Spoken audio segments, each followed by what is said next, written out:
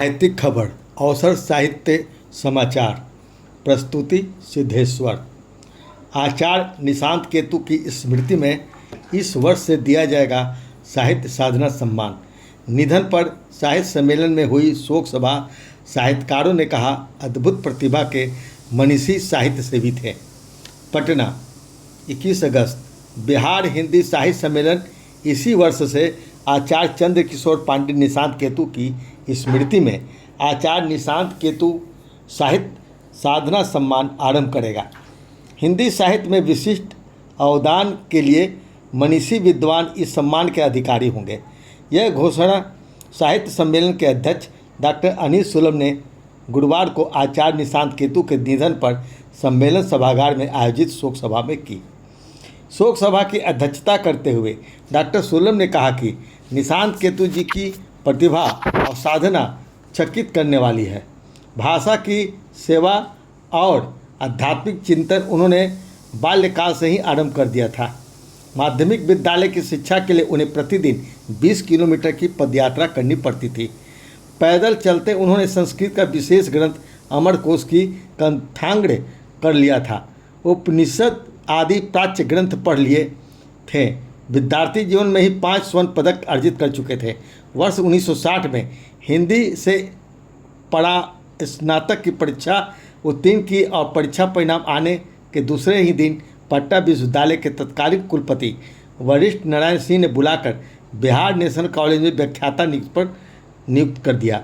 उसी दिन उसी महाविद्यालय के प्राचार्य डॉक्टर दिवाकर सिंह ने उनका साक्षात्कार लिया था और नियुक्ति की अनुशंसा की थी। शीघ्र ही उनका स्थानांतरण पटना महाविद्यालय में हो गया। 37 वर्ष के अध्यापन सेवा के पश्चात विभागाध्यक्ष के पद से वर्ष 1977 में मुक्त हुए। 90 वर्ष की आयु में अपना देह छोड़ने से पूर्व उन्होंने 100 से अधिक मूल्यवान ग्रंथों का प्रणयन किया, जिनमें काव्य, कथा, उपन्यास, समालोचना, निबंध, संस्मरण, कोश ग्रंथ, योग और अध्यात्म, भाषा विज्ञान एवं साक्षात्कार के ग्रंथ सम्मिलित हैं। इनके अतिरिक्त उन्होंने दर्जनों साहित्यिक ग्रंथों एवं पत्रिकाओं का संपादन भी किया।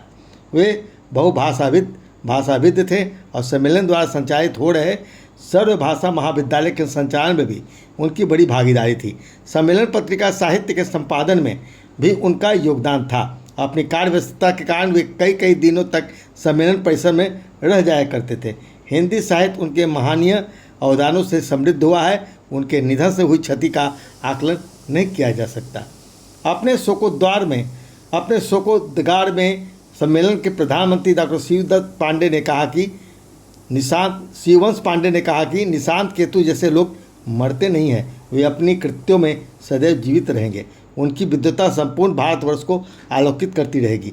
वे सच्चे अर्थों आचार्य थे। वे हिंदी साहित्य के रत्न थे जिसे हमने खो दिया है।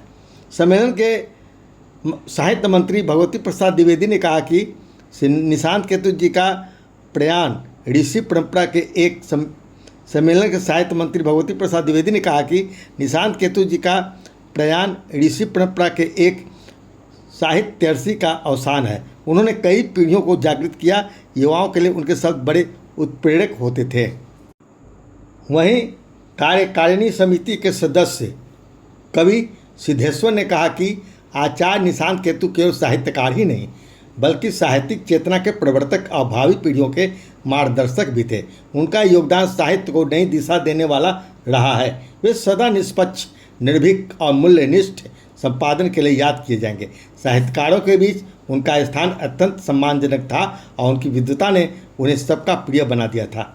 सम्मेलन के उपाध्यक्ष doctor Shankar Prasad, doctor Madhu Verma, doctor Kalyani Kusum Singh, doctor Pushpa Jamuar, doctor Poonam Anand, Vibha Rani Srivastava, doctor Nageshwar Prasad Yadav, Shyam Bihari Prabhakar, doctor Pratibha Sinha, Acharya Vijay Gunjan, doctor Sarita Kumari, doctor Archana Tripathi, Aradhana Prasad, doctor Pallavi Vishwas, doctor Indu Pandey, engineer Ashok Kumar, Krishna Ranjan Singh, doctor Manoj Vardhanpuri, doctor Shalini Pandey, Praveen Kumar Pankaj, doctor Sumedha Pathak, Indu Bhushan सहाय, निर्मला सिंह, नीता सहाय, रौली कुमारी, मोइन गिरिडीहवी, उत्तरा सिंह, चंद्रा मिश्र, भास्कर त्रिपाठी, अभिनय काशीनाथ, राजेश राज आदि ने भी अपने शोकोद्गार व्यक्त किया।